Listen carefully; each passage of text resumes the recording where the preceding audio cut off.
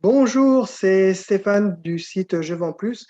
J'ai le plaisir aujourd'hui d'accueillir Magali Baltier qui a eu la gentillesse de venir répondre à quelques questions sur le monde de l'emploi et elle travaille donc pour une société qui s'appelle Eiba et elle va venir vous répondre à quelques questions.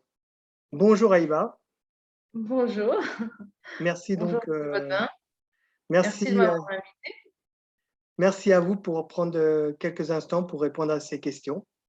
Aucun souci. Donc effectivement, je me présente, donc Magali Buatier. J'habite en Alsace, donc proche frontière allemande, vers on va dire Sélestat, donc le centre Alsace.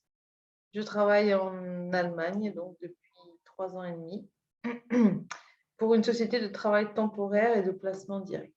Voilà. Donc, société intérim, comme en France, sauf que le fonctionnement diffère un petit peu quand même et l'approche n'est pas la même.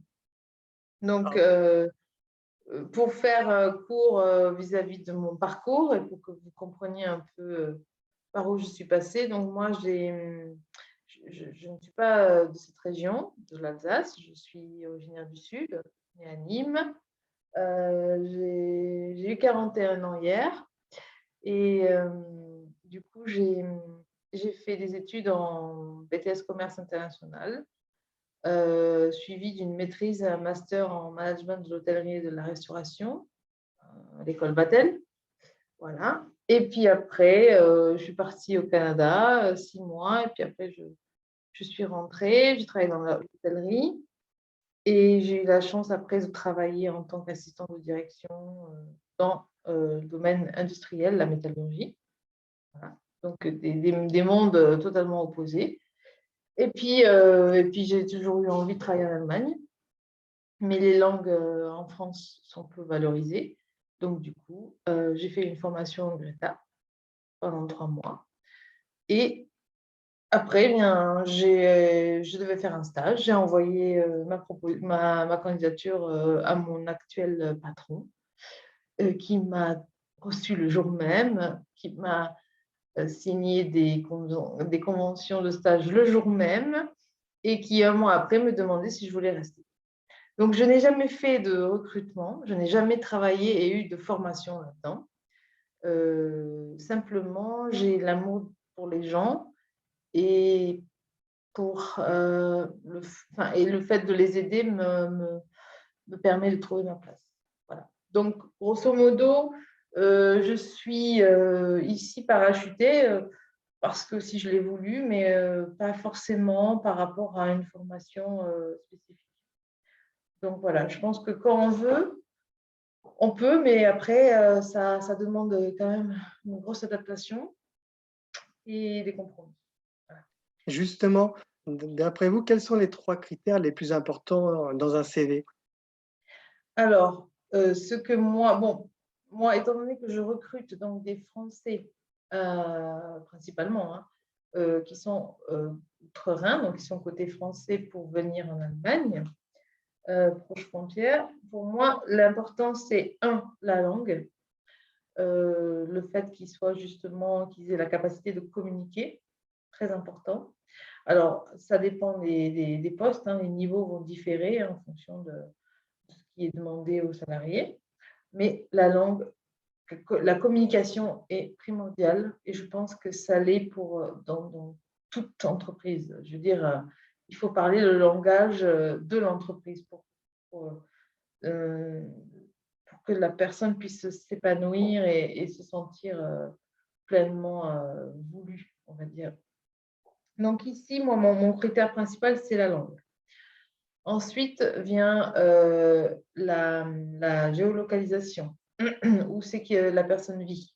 Parce qu'il ne faut pas oublier qu'on ne peut pas non plus demander à une personne de faire 100 km par jour pour aller au boulot, pour gagner un salaire, on va dire, un peu plus. Enfin, des fois, ça dépend des qualifications, mais ça peut être 1004, 1005, 1006. Bon, la personne ne va pas se taper 200 km sans aller et sans retour, juste pour travailler. même si elle s'épanouit, et à long terme, c'est beaucoup de fatigue, Une perte c'est d'argent. aussi c'est une perte d'argent, c'est aussi la voiture qui fatigue, etc. Donc, ça, c'est le deuxième critère. Après, mon troisième critère, c'est aussi la personne aussi par rapport à son activité, enfin à ce qu'elle a fait par le passé, son expérience. Est-ce qu'elle va a priori correspondre aux critères de mes collègues? Parce que moi, je recrute et mes collègues, ils placent. Donc, c'est chacun son travail. Donc, moi, il va falloir que la personne elle ait certaines compétences euh, si- en fonction de son activité, de son expérience. Euh, tous les détails qui sont propres à l'expérience, par exemple, sont très importants pour nous. Parce qu'on veut toujours décrire ce qu'a fait la personne. Par exemple, mettons, même prenons quelqu'un qui va faire de la préparation de commandes.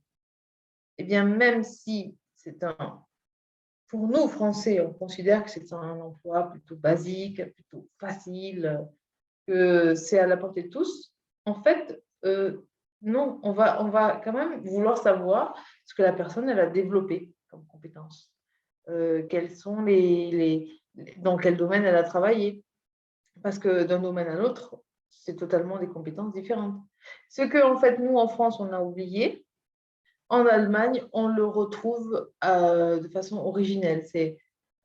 On part de la base, on part de la formation, et après de l'expérience, on acquiert. On doit toujours à peu près rester dans le même domaine parce que sinon, il n'y a pas de cohérence. Ça, c'est très important en Allemagne. On doit aussi pas trop sauter de société en société. Maintenant, après, si on justifie le fait que ce soit des CDD, de l'intérim, qu'on se soit arrêté pour telle ou telle raison, maladie, soutien famille, mère au foyer, tout ça, c'est accordé. On ne cherche pas à savoir si la personne ment ou pas. Tout simplement, on accepte qu'elle n'ait pas eu non plus une vie toute tracée. Voilà, donc moi, les éléments importants, ça va être ça. Mais encore une fois, c'est une approche différente parce que je gère des personnes de notre pays pour un marché local et, on va dire, exigeant en termes de spécificité de technique, enfin de compétences. Donc, ce n'est peut-être pas le cas pour des recruteurs français. En tout cas, c'est comme ça que moi, j'articule l'analyse du CV. Voilà, donc ensuite l'important dans l'entretien, donc parce que du coup, on reçoit le CV, c'est immédiat. Pour moi, l'appel, il est dans la foulée parce que je m'intéresse rapidement à la personne, donc il faut aller vite. En Allemagne, on va très vite. En 1 heure, vous pouvez avoir, ou une après-midi, on va dire, vous pouvez avoir reçu le CV, analysé le CV, appeler la personne, vérifier les éléments avec elle pour voir si ça colle à ce que vous pouvez proposer et obtenu un rendez-vous pour la rencontrer. C'est Tout rapide. ça en une après-midi, voire moins des fois. Donc, la réactivité, elle n'est pas la même et l'approche, c'est totalement différent. Donc, ce qui va être important en entretien, c'est surtout le fait de savoir par rapport à ce que la personne a comme formation, par rapport à ce qu'elle a fait comme travail, par rapport à la longévité de ses expériences, combien elle va vouloir gagner. Parce qu'en Allemagne, tout est, on va dire, tarifé en fonction du métier, en fonction de la classe de formation qu'on a. Donc, ceux qui n'en ont pas, ceux qui n'ont pas de formation, donc ceux qui n'en ont pas et qui ont des métiers plutôt basiques, ceux qui n'ont pas de formation reconnue et obtenue, mais qui ont des métiers plutôt recherchés. Et après, il y a ceux qui ont des formations totalement obtenues, terminées. Et on parle aussi de CAP, BEP, c'est reconnu. Hein. Et Mais là, On va avoir, par exemple, quelqu'un qui va se trouver en 3e catégorie avec un CAP obtenu. Et donc, il sera reconnu à sa juste valeur. Et justement, dans un entretien, qu'est-ce qui est le plus important? Eh bien, ça va être justement cette, concordance entre ce qu'il souhaite gagner et ce que nous pouvons lui offrir. Parce que chaque métier a son taux horaire, chaque classe sociale, on va dire, de travailleurs a son taux horaire. Donc, si on est par exemple mécanicien, Oui, on est avec un CAP, on est dans la 3e catégorie, donc la plus haute, celle où on est Facharbeiter, donc un métier reconnu où on recherche des candidats et aussi avec une formation terminée. Là, on est dans une catégorie haute. Donc, on va pouvoir prétendre à un salaire X qui est lui-même défini en fonction du métier. Donc, un électricien, un mécanicien, je ne sais pas moi, un menuisier. Vous voyez, ils sont à peu près dans les mêmes taux horaires. Voilà. Après, vous avez d'autres classes où on aura peut-être des taux un peu moins élevés en production, des monteurs, des ouvriers de production de chaînes, etc. Donc, ce n'est pas pareil, ce n'est pas le même métier. On ne valorise pas la formation de la même manière. Voilà. Et justement, là, si par exemple, si par exemple le salaire ne correspond pas à ce que je peux donner, là, l'entretien s'arrêtera. Il n'y a pas de… Enfin, en France, on négocie beaucoup. On croit toujours que parce qu'on donne plus en salaire, on va moins se faire arnaquer. C'est très français c'est vrai. comme réaction. Parce qu'on se dit, oui, alors si je lui dis ça, il va me proposer encore moins. Et donc, du coup, je vais aller plus haut pour compenser. En fait, non, là, ce n'est pas pareil. Là, c'est vous avez telle formation, vous avez tel niveau, vous avez telle compétence. On est à ce tarif-là. Est-ce que ce tarif-là, incluant déjà la déduction des impôts, etc., est-ce que ce tarif-là peut s'adapter à votre vie? C'est comme ça que ça se passe en Allemagne.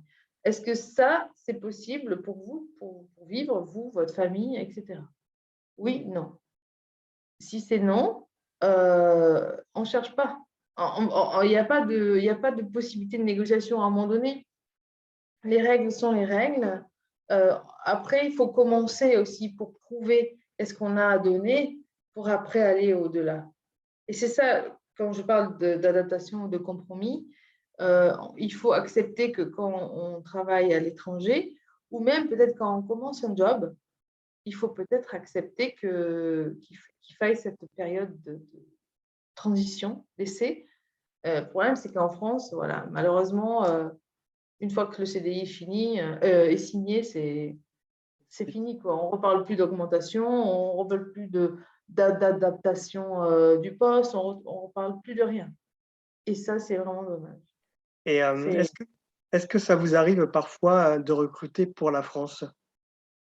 non, moi, je ne recrute que pour l'Allemagne. Nous, on a une agence qui est purement allemande, donc je ne peux pas. Et il y a certains profils que je ne peux pas embaucher parce qu'ils ont des permis de travail français. Et moi, il me faut un permis de travail européen.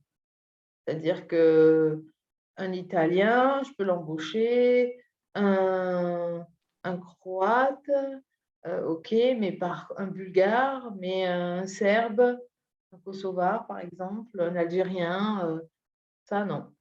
Malheureusement, il y a aussi cette particularité aussi qu'il faut garder en tête. Voilà. Concern Et pardon, con allez-y. concernant les réseaux sociaux, est-ce que vous en servez parfois, pour rechercher des candidats ou les candidats vous contactent directement? Ah ben, bien sûr que oui. Alors, je vais vous dire donc les sites sur lesquels je vais. Parce que moi, j'ai eu l'habitude aussi de développer mon réseau sans faire payer à mon patron des, des frais, par exemple, sur des CVTech ou poster sur des plateformes d'annonces. Et donc, tout ça, je l'ai fait sans que ça coûte rien. Facebook, alors, Facebook, il faut vraiment il faut l'appréhender, enfin, faut savoir bien le manier parce que ça peut aller soit dans un sens, soit dans l'autre. C'est très rapidement, ça peut vite dégénérer. Parce que les gens pensent qu'ils peuvent tout dire et qu'ils peuvent voilà, donner leur avis sans avoir pour autant toutes les infos. Donc ça, c'est important de pouvoir aussi faire attention quand on cherche un job. Il faut vraiment être très, très, très prudent. Alors, tant en termes d'annonce qui est postée sur la pertinence, il ne faut pas non plus mettre tout le monde dans le même panier, quoi. Ce n'est pas parce qu'il y en a qui arnaquent que tout le monde qui poste arnaque, déjà. Après, on peut ne pas être d'accord avec un taux horaire. Très bien. Mais à un moment donné, il faut aussi consentir à ce que le marché de l'emploi, il y a des évolutions qui se passent en fonction de ce qui se passe aussi dans le monde. Donc, je veux dire, à un moment donné, il faut aussi remettre les choses dans le contexte. OK, bien sûr que le SMIC, c'est pas, on ne peut pas avoir un salaire énorme. Bien sûr, hein, je ne discute pas. Par contre, ce qui est important peut-être, je pense, c'est retrouver une stabilité. C'est pouvoir aussi redonner confiance à une structure. C'est à nouveau se remettre dans cette dynamique de se lever le matin, d'avoir ces habitudes aussi, de pouvoir exister activement. Tout ça, ça compte énormément. Il faut pas, je pense, il faut vraiment qu'on arrive aujourd'hui, mais je suis consciente que le salaire, c'est important, mais je pense qu'il faut aussi accepter à un moment donné qu'il y a des choses qu'on maîtrise, il y a des choses qu'on maîtrise moins. Et il faut trouver un juste équilibre. Donc, il ne faut pas être, comment dire, exacerbé parce que les sociétés postent des choses qui nous semblent peu cohérentes. Elles postent parce qu'elles ont des besoins, mais elles ne sont pas non plus décisionnaires. Enfin, Oui. elles Donc, sont décisionnaires, mais je veux dire, elles ne font pas ce qu'elles veulent non plus. Il y a des choses qui influencent le marché du travail et qu'il faut vraiment garder en esprit quand on cherche un emploi. Donc, moi, ma méthode, c'est que je regarde beaucoup Facebook. Bon, après, mes amis, donc, mes amis, c'est pareil, quand on est recruteur, on a des amis qu'on ne connaît pas, hein, mais on va dire que le problème, c'est que ça reste toujours dans les amis, puisque moi, mes amis ne vont pas forcément partager mes offres. Bon, certains vont le faire, mais donc ça va pas sortir du cercle. Donc, du coup, ce que je fais, c'est que moi, je regarde beaucoup sur les groupes emploi. Je suis sur énormément de groupes emploi et je regarde ce qui est écrit et je regarde les commentaires. Et les gens qui postent des commentaires, je les contacte. Donc, c'est une manière un peu indirecte de rentrer en contact, un peu brusque parce que les gens, du coup, ils se disent mais qu'est-ce qu'elle me veut. Maintenant, il faut aussi, faut pas être agressif vers des personnes qui viennent vers vous parce qu'aujourd'hui, les méthodes de recrutement, elles changent. Hein. Aujourd'hui, il nous faut vos coordonnées pour rentrer en contact. Hein, parce qu'il y a tellement de postes que les gens ne répondent plus. Enfin, il y a tellement de postes qu'en fait, on ne voit plus trop qui propose quoi, où, quand, comment. oui, ça c'est Donc vrai. là, voilà, il faut laisser en fait les gens voilà, venir à vous et pas être dans le jugement. Et pas être dans l'agressivité parce que ça, c'est quelque chose que je remarque souvent.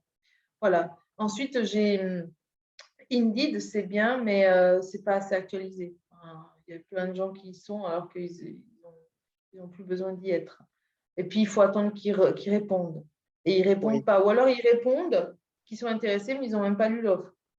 Non, ça, c'est pas possible, quoi. Je veux dire, à un moment donné, tu réponds non merci et basta, on ne perd pas de temps. Tout à fait.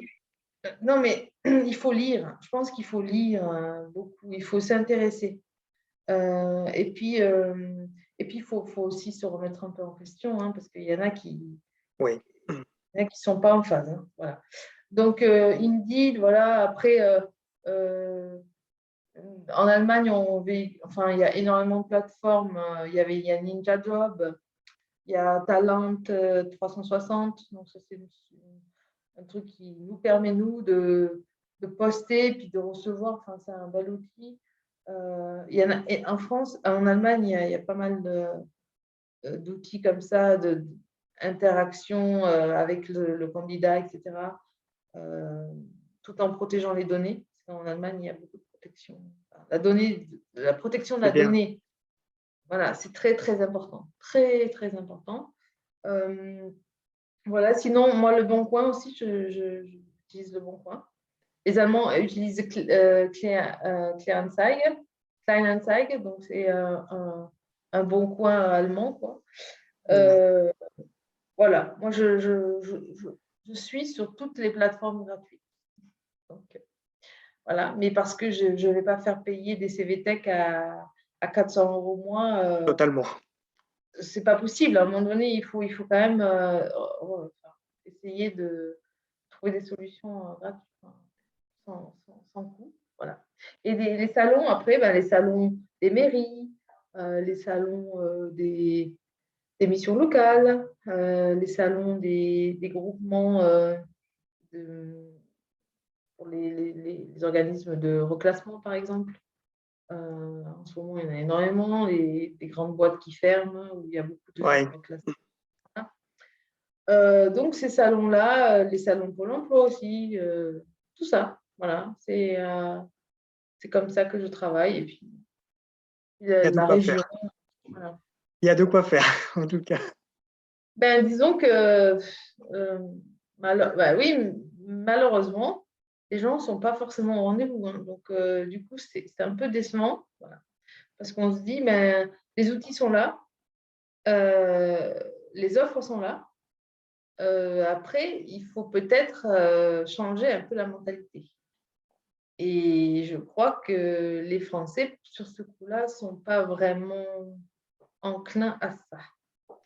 Après, je suis moi-même française, donc je sais un peu comment ils sont, mais Tout à fait. voilà, sans faire de démagogie, je pense qu'il faut repenser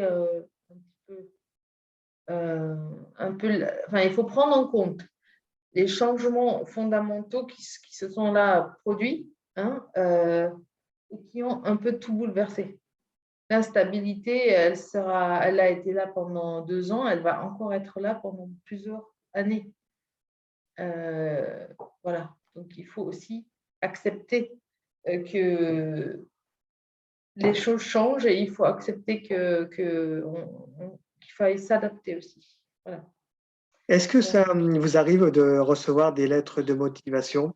Et si oui, d'après vous, qu'est-ce qui est le plus important qui peut faire la différence avec, d'autres personnes sur le même poste, par exemple? alors, nous, en Allemagne, déjà, en fonction du poste, en fonction du niveau de qualif aussi, il va y avoir une demande de dossier de candidature. Ça s'appelle la Bewerbungsmappe.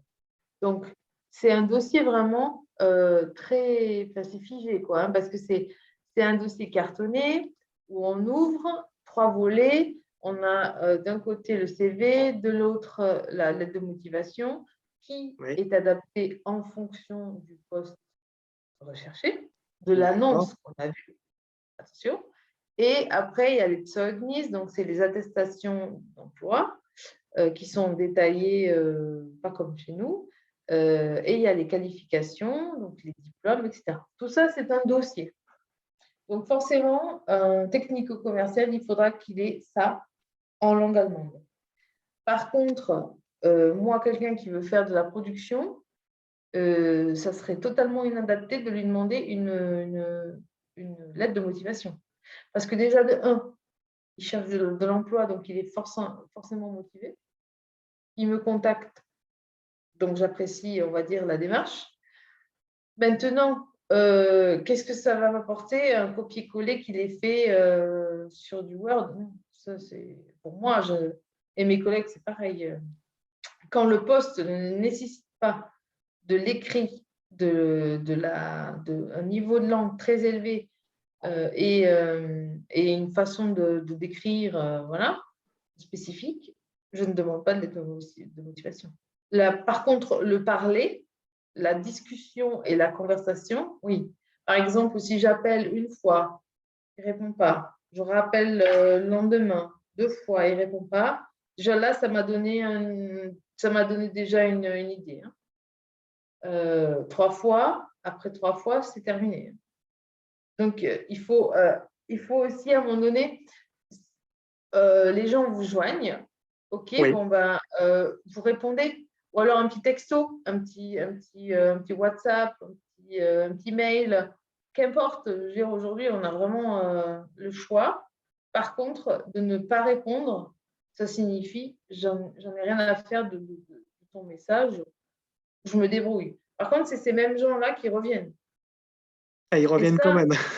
ils reviennent quand même. Et ça c'est quand même fort, quoi. Je veux dire, donc, à un moment donné, il faut aussi être correct. Parce qu'on se dit toujours, les employeurs, ils nous joignent pas, etc. Moi, je peux vous montrer, enfin, je peux vous dire, il y a des gens que j'ai essayé de joindre des dizaines de fois, parce que je suis un peu coriace, hein, mais après, je les ai obtenus. Mais en définitive, c'est des gens instables.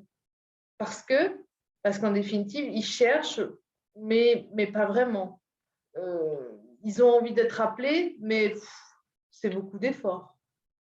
Parce qu'après, quand vous leur proposez illico un poste, c'est souvent que ça qui se passe. Hein. C'est-à-dire que moi, derrière, j'ai des postes qui sont actifs et je propose dans la foulée, si je sens que la personne correspond.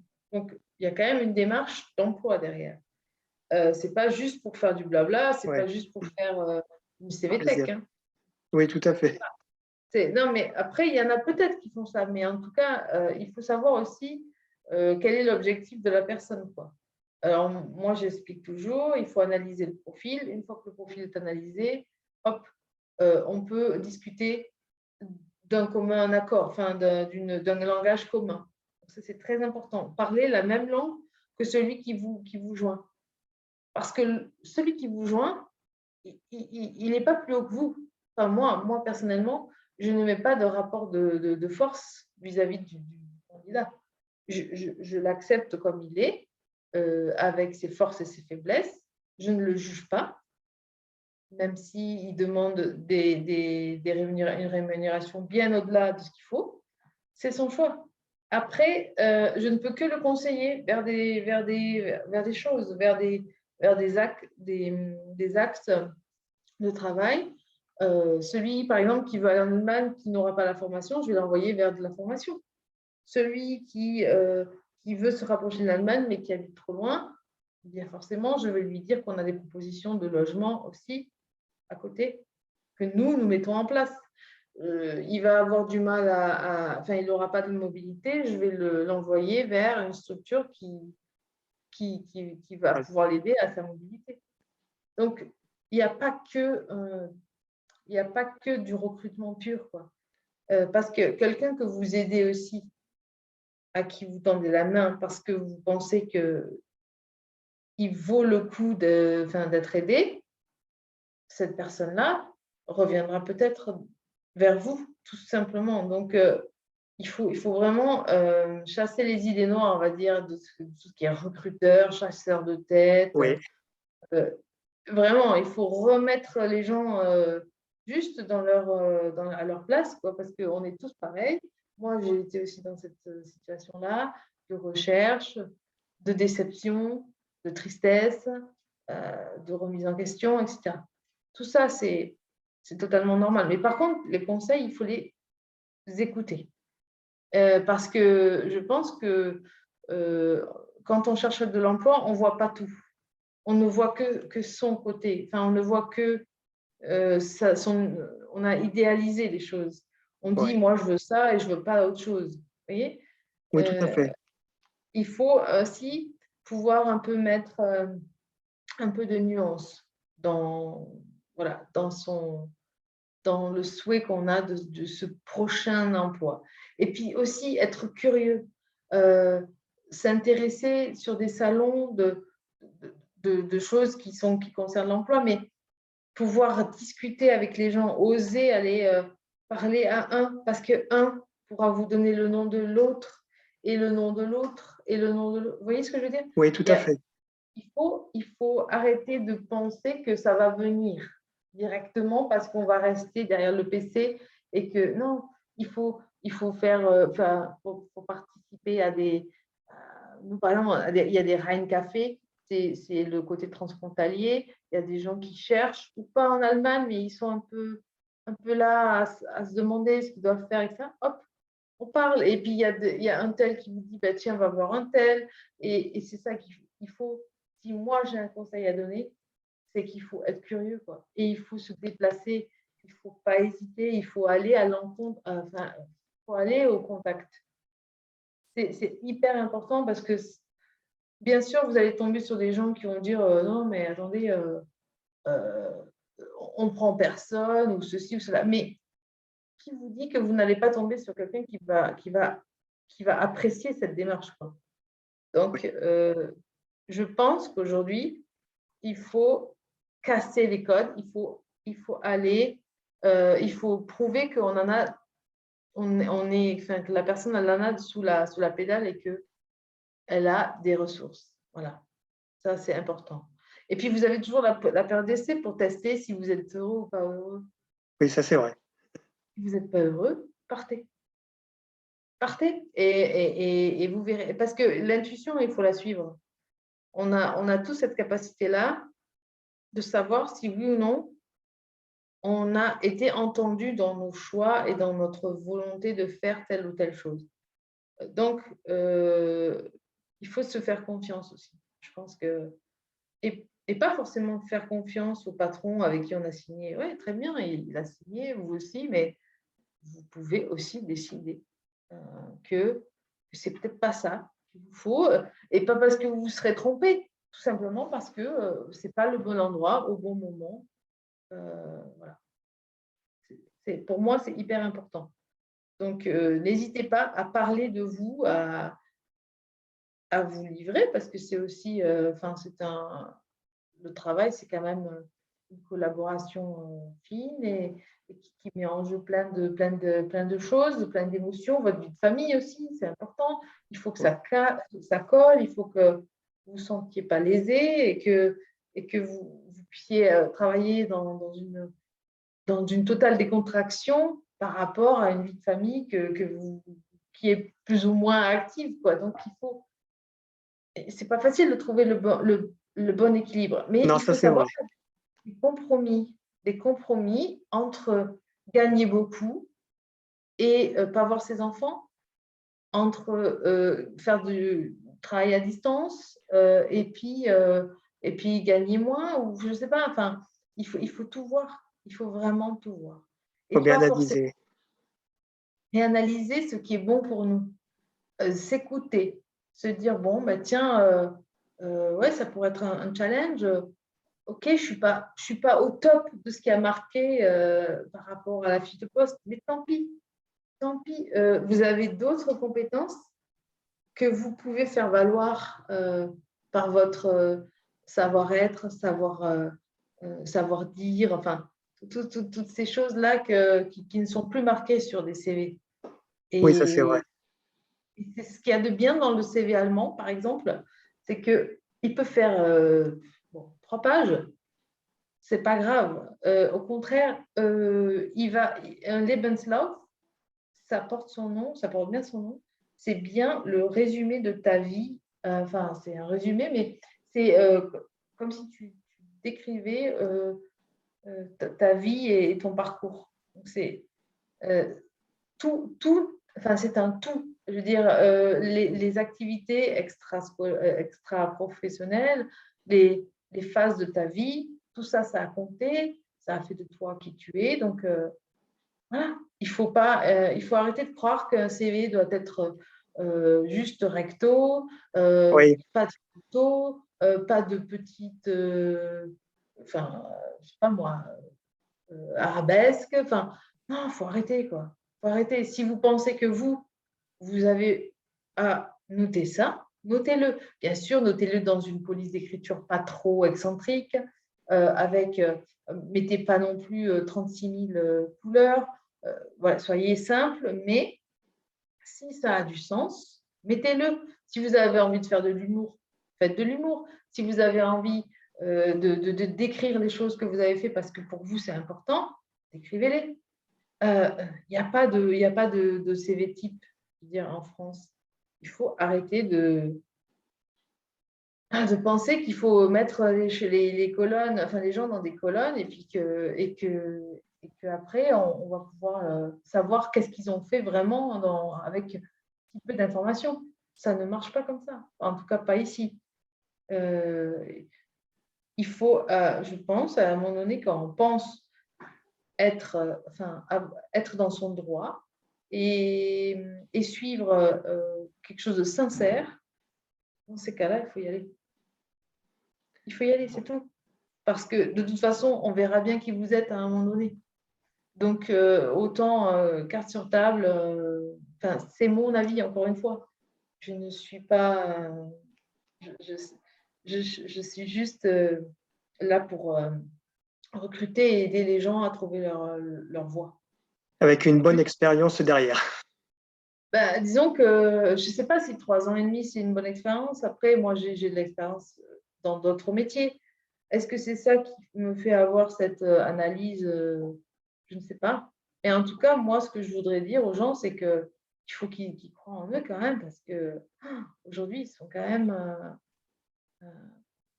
Oui, c'est vrai qu'on un- ne croit pas toujours en soi. C'est vrai. c'est ça, ils sont perdus, quoi. Ils se disent qu'ils ne savent plus rien faire et que ils restent au chômage et plus ça s'aggrave. Alors ça, c'est pareil. C'est bien le chômage, c'est confortable. Je suis d'accord. Même en France, on peut même toucher plus de salaire en étant à la maison. Je le sais, ça aussi. Mais ça a un coût aussi à la Oui. fin, hein. Et ça, il ne faut pas l'oublier. Il faut pouvoir profiter effectivement des formations qui vous sont données, euh, de ce repos. Très bien. Mais n'oublie quand même pas que même si c'est plus confortable et même si on ne s'en fait pas sur le coup, ça aura une conséquence par après. Donc, et puis après, c'est la perte de dynamisme. C'est aussi le fait de ne pas voir des gens actifs, de ne pas discuter, de ne pas... Oui. Voilà, discuter par écran interposé, ok, ça se fait maintenant de façon systématique. Par contre, de parler vraiment, d'être là en face de personnes, de se donner, on va dire, à 200%, c'est différent. C'est différent. Voilà, donc, si j'ai bien, moi, un conseil à donner à ceux qui m'écoutent et qui trouveront, j'espère, ma présentation pas trop chiante, c'est que Eh, très bien. c'est qu'il faut vraiment croire déjà en soi et en ses capacités. Vous pouvez avoir des lacunes, faites en sorte peut-être de les combler par une formation, par des workshops, des salons, des webconférences, et faites en sorte de pouvoir combler ça si ça a du sens. Encore une fois, si c'est ça, si c'est ce dont vous souhaitez, on va dire, mettre en exergue dans votre prochain emploi. Vous n'êtes pas obligé de tout maîtriser. Vous n'êtes pas multipolyvalent. Non, vous êtes une personne avec des limites aussi, des capacités qui peuvent être limitées pour certaines choses, mais qui peuvent être fortement exponentielles pour d'autres. Donc, sachez vous écouter, sachez en fait mettre, sachez mettre, on va dire, sur papier aussi pour vous ce que vous êtes capable de faire, ce que vous n'êtes plus capable de faire, ou ce que vous n'avez plus envie de faire, tout simplement. Moi, c'est ce que j'avais fait. quand j'étais un peu dans cette démarche de recherche. un peu négative, enfin un peu dunkel, enfin un peu sombre, c'est que j'avais noté eh ben, des plus, des moins, pour en fait savoir vraiment qui j'étais quoi professionnellement. Parce que il faut pas faire confiance aux expériences qu'on vit, surtout celles où ça n'a pas marché, où on est parti pour cause de burn-out, démission, mésentente, etc. Il faut, il faut à un moment donné balayer et dire, OK, je reprends, mais pas avec les mêmes choses, pas avec les mêmes gens. Je me repose des questions parce que c'est hyper important de savoir où on est, où on en est, quoi. C'est personne d'autre qui vous dira, ah, mais tiens, toi, tu dois faire ceci, tu dois faire cela. Non, il faut vraiment. C'est un projet personnel et il faut le mener comme ça. Il faut le mener de cette manière-là, en introspection. Voilà. Donc, Et il y a plein de choses à faire en plus. Enfin, il y a plein d'aides possibles. On ne peut pas dire qu'en France, on n'est pas aidé. Ce n'est pas possible. c'est vrai, il y a beaucoup Pas d'aide du en France. Je pense. Et justement, quels sont vos projets futurs? Eh ben, déjà, c'est de parler encore mieux l'allemand. Pour ma part, hein, pour moi perso, c'est de. Je prends des cours encore d'allemand que je finance euh, parce que, parce que les Allemands, ils ont aussi des niveaux des attentes aussi assez hautes. Oui, Et moi, comme j'aime bien faire les choses bien, disons que voilà, je prends des cours encore que j'inclus dans mon temps de travail. Hein, voilà. J'ai le droit de le faire parce que aussi je suis en Allemagne et qu'on accepte que les gens voilà, développent aussi leurs compétences. Et je vais vendre mes propres profils à des clients allemands. Donc, mon projet, c'est ça. C'est d'être capable de vendre d'un bout à l'autre mon petit français ou ma petite française et de pouvoir lui trouver quelque chose qui va convenir aux deux. Voilà. c'est un Et sacré challenge. ben ouais, parce que du coup, il va falloir, enfin, les Allemands, il faut maîtriser l'écrit, la langue, enfin, l'oral, l'écrit, la lecture. Bon, ben, j'espère que je vais y arriver, mais je pense aussi qu'il faut que je me mette pas trop, enfin, moins de pression. C'est hyper important, ça, la pression. Parce qu'au début, on s'en met énormément, on veut tout faire, tout bien faire. Oui, euh, et en définitive, on se tue. On se tue à la tâche, on oublie l'essentiel, qui on est vraiment. Et on a des limites. Et ça, mais en fait, tout le monde a des limites. Je veux dire, même notre patron, même, voilà, même nos collègues. Euh, non, cette chasse à la réussite à tout prix, elle coûte trop cher, quoi. Enfin, je pense, encore une fois. Donc, moi, j'ai décidé, voilà, de me lancer ce défi-là. J'espère que, j'espère que je vais réussir. oui, oui. Voilà. Et, Donc, et justement, est-ce que vous seriez partant, par exemple, pour faire des webinaires et répondre à des questions à des personnes qui sont en recherche d'emploi en Allemagne, précis?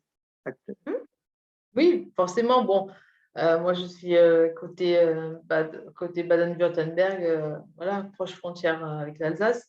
Forcément, moi, ça me motive de pouvoir aider les gens, même si je vous ai expliqué plus